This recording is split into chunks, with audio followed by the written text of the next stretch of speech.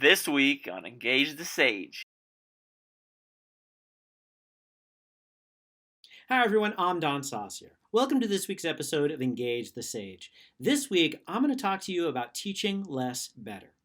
Teaching less better is a concept I learned a number of years ago at the Wakanzi Teaching Conference. The Wakanzi Teaching Conference is a wonderful conference at a scout camp on the bank of Lake Michigan. And what happens is educators get to go and unplug and just talk about teaching as they get away from the world and focus on nothing else.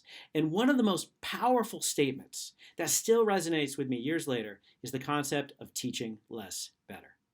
Now, at this point, it's important that I give you the meaning of what I mean by teaching less better. To teach less better does not mean to teach worse. That's not what we mean by the less better at the end. What it means is to teach less content, but to do so in a better and deeper way. The concept of teaching less better is not a single activity. It's an overarching perspective that you infuse into your course. When you teach less better, you understand that successful teaching is not getting through all of your slides. You understand that successful teaching is not covering all of your information.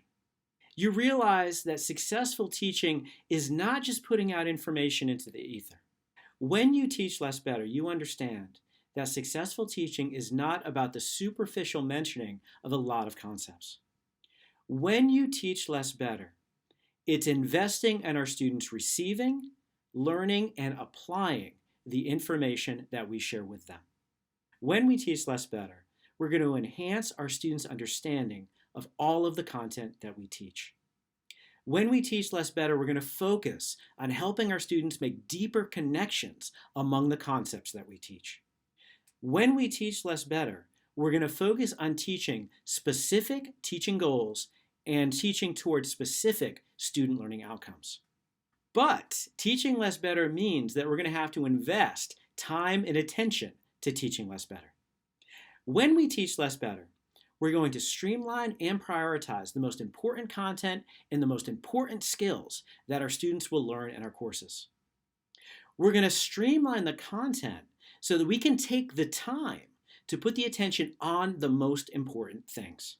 And we're going to take the time to allow our students to demonstrate their learning about those most important things.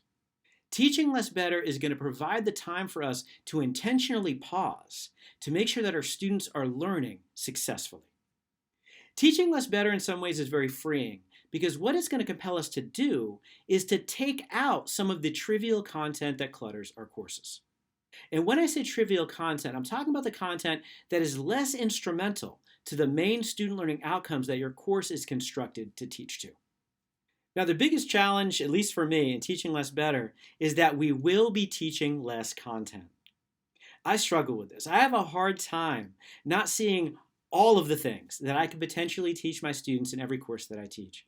But teaching less better compels me, and this is a good thing, to streamline my course to teach the most important things in a way that my students can successfully learn them and demonstrate that learning. When we teach less better, everything that we teach is important. Every learning assessment is important. It allows us to focus in on the reasons that our students took the class in the first place and creates a more positive learning experience for both us and them. Now, some of you right away might be resisting this notion of teaching less better. You might say that your course has a degree of rigor, that you have to cover all of this content. I will agree with you that our courses have necessary content that is important that we teach and that our students learn. But the focus should be that our courses are helping our students learn. Us just throwing that content out isn't helping anyone if our students don't learn it. We are not supporting our students' learning or their success when we fire hose them with information by clicking through our slides way too quickly for them to think about or consider the connections in any of that content. If I ever ask you how your class went and you told me you got through all of your slides, that didn't tell me anything good about how your class went. When we teach less better, we focus on our students receiving and learning the information, not only on us getting it out there. A metaphor that really works for me in kind of understanding how this process works, and this is from my colleague Shawn Bucher. What Shawn said is that when we teach, We shouldn't use the fire hose. We should use the garden hose. If any of you are concerned about the rigor of your courses, when we teach less better, we are not reducing that rigor. I've talked about rigor before, and I think rigor is providing our students information, challenging them with that information, but supporting them in learning that information. Teaching less better is going to give us the opportunity to more optimally challenge our students on the most important concepts and skills that they should be learning in our class. This in many ways could enhance rather than reduce the rigor of our teaching. I love the concept of teaching less better. Teaching less better is a wonderful soundbite. It's a great way to think about a meaningful cue for how it is that we make our courses more supportive of our students' learning and our success. And if we are not supporting our students' learning and success, then we might be in the wrong business. Because I'm hoping you, like me, want our students to learn better and in more meaningful ways. And if you teach less better, they will do so. In the comments below, I would love to hear your thoughts on teaching less better. And in particular, I'd love to hear how you teach less better or how you could teach less better in all of your classes. Thank you for watching this episode of Engage the Sage. Please like, subscribe, sign up for notifications, share us on social media, and we'll see you next time on Engage the Sage.